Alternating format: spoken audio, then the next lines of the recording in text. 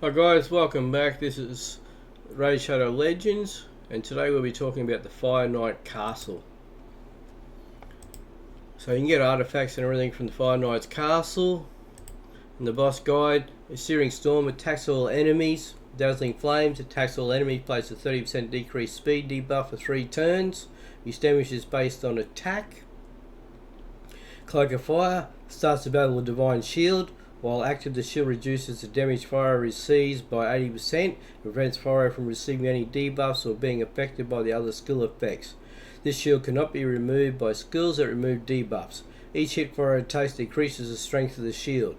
So what you want to do is have champions in your team who can knock that shield down as quick as possible. So they can do multiple hits. So to remove that shield out of the way, so then you can attack and do the damage. He's immune to stun, freeze, sleep, provoke, block active skills, block passive skills, fear, true fear, petrification debuffs. Also immune to HP exchange effects, HP balancing effects, and cooldown increasing effects. So yeah, you want to knock that shield down as quick as possible. So this is why I use Cold Hearts. They can do multiple hits to remove that shield out of the way, and the Cold Hearts as well can control have the control with their cooldown skills on their Heat Seeker. So I'll have a look at the team and how I got them set up. First off, we'll go to Great Hall. So you can see the levels here I have in the Great Hall. As you can see, I'm only a lower level player, but this is what I've achieved so far in the Great Hall. So it gives you an idea to what levels you can go to, what stage you can go to in the Fire Knight with a Great Hall. You don't need to have the highest level Great Hall to be able to achieve higher stages in campaigns. Arbiter. Arbiter's the main champion here. She's our speed champion. She'll give the additional speed to our champions as well. And the idea of having that speed is so you can take extra turns over the enemy. So the more turns you can get, the more damage you can do. Now I don't have the best items or anything at this stage, so to be able to do sets, so I've just focused on speed, giving to Arbiter the extra turns. She has the skills as well. Mentor of Heroes places a 50% increased attack buff on all allies for 2 turns, then fills the turn meter of allies by 30%, heals all allies by 25% on their max HP if they have less than HP. She has attacks all enemies 1 time, has a 75% chance of decreasing the duration of all enemy buffs by 1 turn. And this is her main one, what she's in the team for. Revives all dead allies to 35% HP and fills the turn meters of all allies by 20%. Grants an extra turn to this champion if ally was successfully revived. So of course I'm going to be using Cold Hearts as well. Now Cold Hearts will often die in this lineup, but the idea is Arbiter's there to bring them back to life. So their main role, the Cold Hearts, is for FRYO, to take him out and not. The masteries are set up as Deadly Precision, Keen Strike, Heart of Glory, Life Drinker, Single Out, increases the damage, Bring It Down, Methodical, War Master to give the extra damage, and then on the support we have it for extra accuracy. Charge Focus, it gives accuracy as well. Swarm Spinner gives accuracy. Law of Steel increases the base set bonuses. Evil Eye increases the turn meter by 20% with single targets 5% of AoE skills. Sniper increases the chances of placing any debuff from skills or artifacts. And Master Hexer. The next champion in the team is Drexter. We have Drexter here for his HP burns. At this stage we have him in lifesteal, giving the heals by 30% of the damage he does. That's to help keep him alive. We have him about 150 crit damage, 200 accuracy, so he can get his HP burn off. His skills: attacks one enemy 3 times, has a 30% chance of placing a HP burn debuff for 2 turns. Heals this champion by 27% of the damage inflicted if the target is under a HP burn debuff. Fury Blood has a 55% chance of placing a HP burn debuff for 2 turns on the attacker when hit. This champion Res increases by 10 for every enemy under a HP burn, stacks up to 50. Attacks all enemies, has a 40% chance of placing provoke debuff for 1 turn. This chance increases to 100% if the target is under a HP burn debuff. Also places a 50% decreased attack debuff for 2 turns. The provoke debuff is placed. His Aurora doesn't matter so much because he's not in the lead, so he won't get the benefit of using this, which would have been increases all ally accuracy in all battles by 70. His masteries have him set up in defense. This is just to help him keep him alive. Extra additional defense there. Decreases damage received from AoE attacks. Shadow Heal heals this champion by 6% of their max HP each time an enemy is healed. Goes once per turn.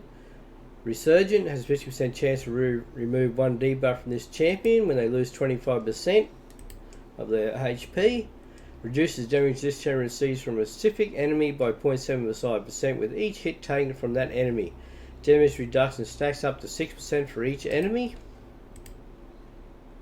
Selfless Defender decreases the damage any ally receives from the first enemy hit in each round by 20%. This champion will receive that damage instead. Cyclone of Revenge has a 50% chance increasing the turn meter by 15% when an ally is attacked with a critical hit. And Bulwark decreases damage all allies receive by 5%. This champion will receive that damage instead. So that's why I get him in the lifesteal, so you can get some of his health back each time. Support role, he has extra HP. Increases the value of heals by this champion cast by 5%. Exalting Death heals the champion by 10% of max HP the first time an enemy is killed each round. Swarm Smitter increases accuracy. Increases the base stat bonus of all artifact sets that increase base stats by 15%. That's the Law of Steel. Evil Eye decreases the target's turn meter when this champion hits them with the default skill for the first time. And we have him in Sniper. Now, other champions in the team are our Cold Hearts. Now, the one Cold Hearts we have set up in the Reflex gear to help, cool down one skill. We give our Cold Hearts as much crit damage as possible because that's where their Heart Seeker will do the most damage and as much accuracy as well. Because that's where their main skill is. It's in the Heart Seeker. Attacks one enemy, decreases the turn meter by 100%. So this is why Cold Heart will help with the Fire Knight. She hits, she'll take that target's turn meter back down to 0. Keep him into control, and so we can finish him off before he can put his shield back up. Flurry of Arrows attacks 4 times at random. So this is the best champion I can have in my team. 4 attacks, so that brings that shield down pretty quick.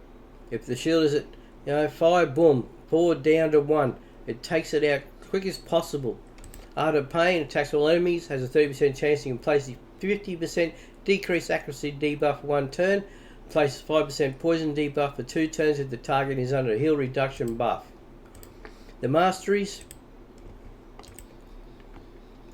Deadly Precision gives you extra crit rate. Keen Strike gives you additional crit damage. Increases damage inflicted by 5% with attacking with full HP. Single Out increases damage inflicted to targets with less than 40% HP by 8%. Whirlwind of Death. Bring It Down increases the damage inflicted by 6% when attacking targets with higher max HP. Cyclone of Violence has a 30% chance of decreasing the cooldown of random skill by 1 turn if the damage inflicted by a skill exceeds 30% of the target's max HP. Kill Streak increases damage inflicted by 6% in the arena and 3% in all other locations for each enemy killed by this champion in battle. Stacks across each round and battle up to 12%. Blood Shield places a shield buff on the champion for 1 turn when this champion kills an enemy. And then we have Flawless Execution. That's to give the extra 20% crit damage. In support, we have the accuracy. This is why we want Cold Hearts to have much accuracy as possible. Increase accuracy by 20%, charge focus. Swarm Spinner increases accuracy for each enemy alive. We have Evil Eye. And Master Hexer has a 30% chance to extend the duration of any debuff cast by this champion by 1 turn. It will not extend stun, sleep, freeze, provoke, fear, true fear, bomb, or petrification debuffs. Now we have each of our cold hearts set up with the same masteries. Speeds, we over time will increase these speeds as we get better gear as well. But it will, you know, as long as we have that extra crit damage and accuracy, that's our main goal at this stage. As you can see here, the speed around the 180 mark, 220, 230 crit damage, 277 accuracy. So this makes Cold Heart at 277 accuracy. She would be good up to level 25, as you want to work on 10 accuracy per level. So level 10, 100 accuracy, level 20, 200 accuracy, level 25, 250 accuracy. So that's our idea with our Cold Hearts. We have around here as well on this Cold Heart around 174, 260, around 260 damage, crit damage. We require a little bit more accuracy on this Cold Heart, but for up to level 20, you know, that's 200 accuracy, so we should be okay at this stage. And we'll jump straight into it, back into the dungeon, into the Fire Knight. So we're on Fire Knight's Castle Stage 2 with a cost of 8 energy. We have our Arbiter in the lead with her speed. We have Drexter here with his HP burns, and our Cold Hearts as our nukers. And we'll jump straight into it, the cost of 8 energy. Arbiter leads as she's our most speed champion.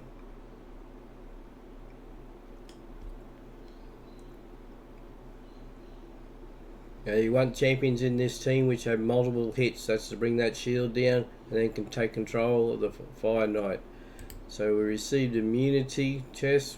We'll sell that. 33,680 silver and 15 Litecoin from the event which is on at the moment. And that was Fire Knight's Castle Stage 2. Thank you.